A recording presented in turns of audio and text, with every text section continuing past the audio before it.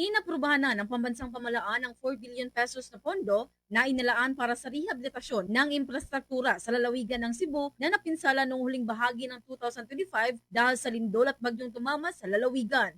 Ito ang inihayag ni Department of Public Works and Highway Secretary Vince Dizon kahapon sa kanyang muling pagbisita sa Cebu upang siyasatin ang ilang proyekto sa infrastruktura lalo na sa lungsod ng Talisay. Ayon kay Secretary Dizon, inaprubahan na ni Pangulong Ferdinand Bongbong Marcos Jr. ang 4 billion pesos na pondo upang muling itayo ang mga sira-sirang infrastruktura kabilang ang mga gusali, paaralan, mga flood control projects kabilang na rin rito ang mga tulay. Kasama rin sa pondo ang isang feasibility study para sa Ilog Mananga sa lungsod ng Talisay na inaasahang maipapatupad bago ang tag-ulan na maaaring makagambala sa trabaho at kaligtasan ng publiko. Ito ay hindi lang kaugnay sa direktiba mula mismo sa Pangulo, kundi para masiguro rin ang pangangalaga sa buhay ng mga residente, lalo na malapit sa bunganga ng Ilog Mananga.